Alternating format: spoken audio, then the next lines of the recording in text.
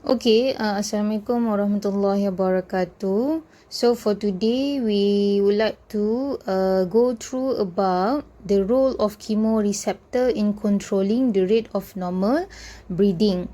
So before this, in the previous video, we already learned the two components that involve in our breathing control. Okay, so kita ada respiratory center which is located dekat medulla oblongata, and then kita ada juga chemoreceptor. Okay, so these are the two component that involve in controlling the rate of normal breathing.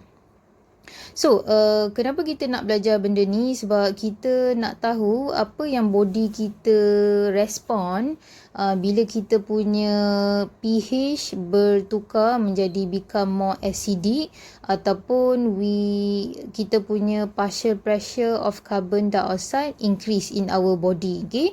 So, kita nak tengok lah. So, sepatutnya kamu boleh expect bila pH rendah and then partial pressure of carbon dioxide tinggi, so kita punya breathing akan lebih laju lah sebenarnya, sebab kita nak pastikan carbon dioxide yang dah banyak dalam badan kita tu dikeluarkan, and at the same time kita nak oksigen masuk lah untuk dibagi kepada respiring tissue.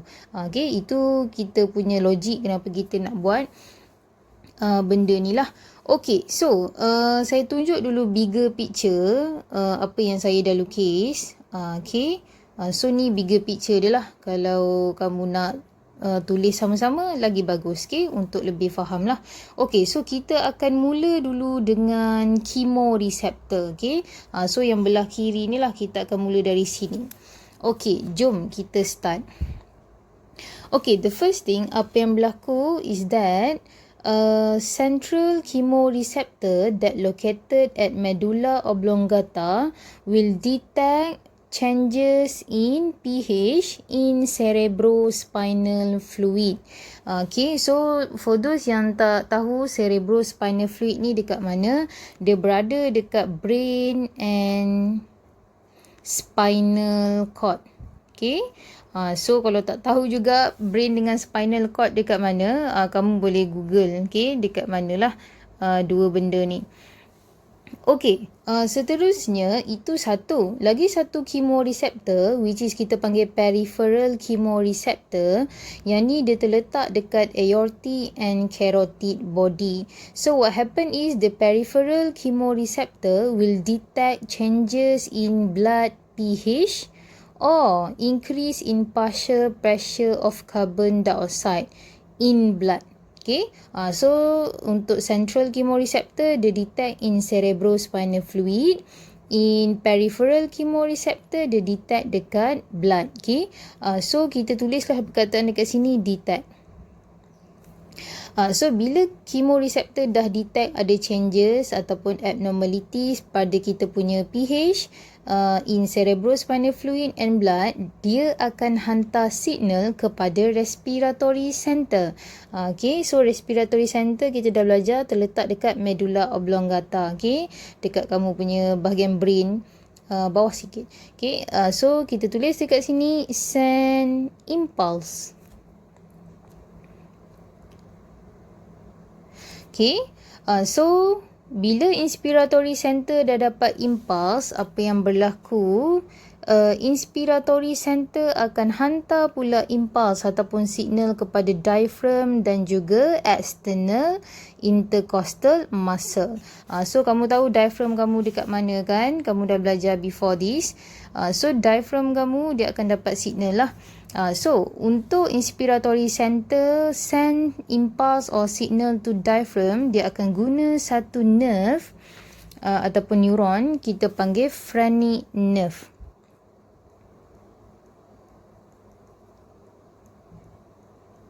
Okay, bukan panic, okay, phrenic nerve. Okay, and then untuk external intercostal muscle, inspiratory center will send the impulse by using thoracic nerve.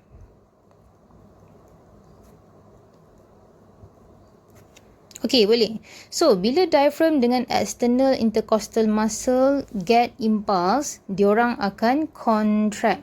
Okay, so kamu bayangkan contract, maksudnya diaphragm kamu tu dia akan become downwards. Dia akan ditolak ke bawah. Okay, while your external intercostal muscle dia akan push outward dengan upward. So upward and outward. Okay, so bayangkanlah external intercostal muscle ni dekat kamu punya rib cage. Okay, so dia akan push outward dengan upward. So apa yang berlaku after that, kita punya thoracic cavity increase in volume. Okay, sebab apa?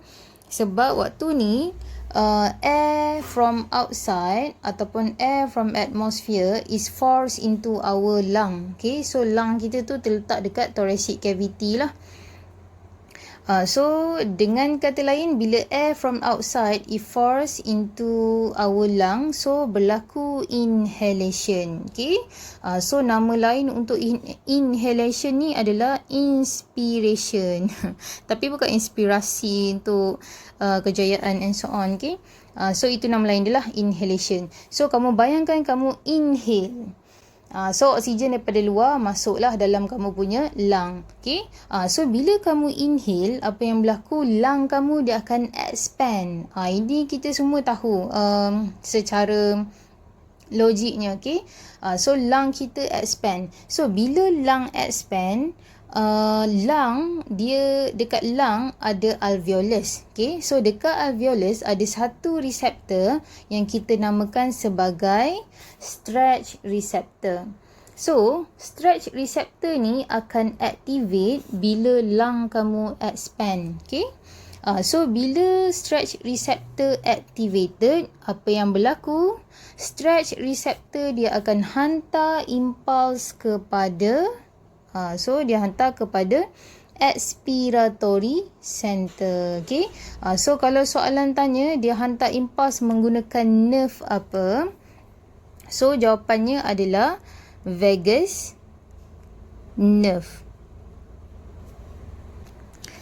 Okay, so bila stretch receptor dah hantar impuls kepada expiratory center, apa yang berlaku, expiratory center dia akan deactivate ataupun dia akan inhibit inspiratory center. So katakanlah kita guna warna ni. Okay, so kita buat anak panah ke tepi.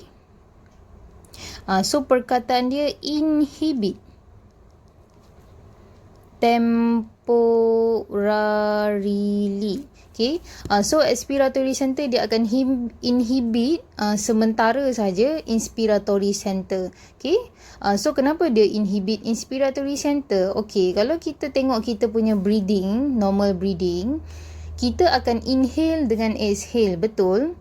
So kita inhale and then kita exhale. So kita bukan selama-lamanya inhale atau selama-lamanya exhale. That's why lah expiratory center kena inhibit inspiratory center sementara untuk berlakunya exhalation lah. Okay, okay, so dekat sini bila inspiratory center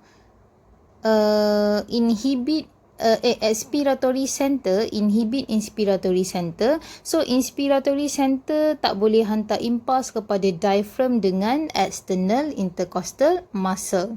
So bila diaphragm dengan external intercostal muscle doesn't get impulse from inspiratory center, so apa yang berlaku, dia akan relax. Okay, so bila relax, diaphragm kamu dia naik balik ke atas, and then your external intercostal muscle dia akan inward dengan downward. Okay, so dia ke belakang balik lah. Okay, okay, seterusnya kita tukar saja perkataan dekat bawah ni. So bila kamu punya diaphragm dengan external intercostal muscle relax, so kamu punya thoracic cavity punya volume decrease. Okay, kenapa decrease? Sebab pressure inside your thoracic cavity right now increase ataupun higher compared to atmospheric pressure. So air from your lung will be forced up from your lung to the outside, okay, to the environment.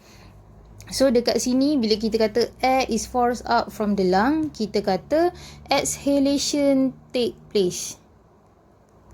Ataupun dalam setengah buku dia guna perkataan expiration. Okay, so mana-manalah yang kamu nak guna. So, bila exhalation take place, apa yang berlaku, lung kamu dia akan back to normal. So, kita tak kata lung kita contract lah. We just say that our lung back to normal. Okay, so bila lung kita back to normal, apa yang berlaku, stretch receptor dekat alveolus is not activated. So, dia akan deactivated. Okay. So, bila deactivated, apa yang berlaku? Boleh tak dia hantar impuls kepada expiratory center? Jawapannya tidak. So, kita katakan kat sini, no impulse sent to expiratory center. Jadi, bila impuls tidak dihantar kepada expiratory center, dengan kata lain, dia akan stop inhibition of inspiratory center. So, inspiratory center dia dah boleh balik buat kerja dia, which is hantar signal ataupun impuls kepada diaphragm and external untuk contract. Okay. So, benda ni akan keep going on sampai bila? Sampailah kamu punya pH return back to normal. Okay, pH in blood and pH in cerebrospinal fluid. Okay, selagi inspiratory center dapat impuls daripada chemoreceptor, selagi itulah proses ni akan berlaku. Okay, sampailah kita dapat balik kita punya normal pH. Okay, I think that's all. Sebenarnya senang saja kalau kita buat dalam bentuk diagram lah untuk nampak. So, kita dah belajar ada 3 nerve hari ni. Phrenic nerve, thoracic nerve dan juga vagus nerve. Yang ni soalan suka tanya jugalah. And then apa lagi soalan suka tanya? Dia akan tanya chemoreceptor ni lah. Okay, dia detect apa. Okay, I think that's all for controlling the rate of normal breathing. Thank you.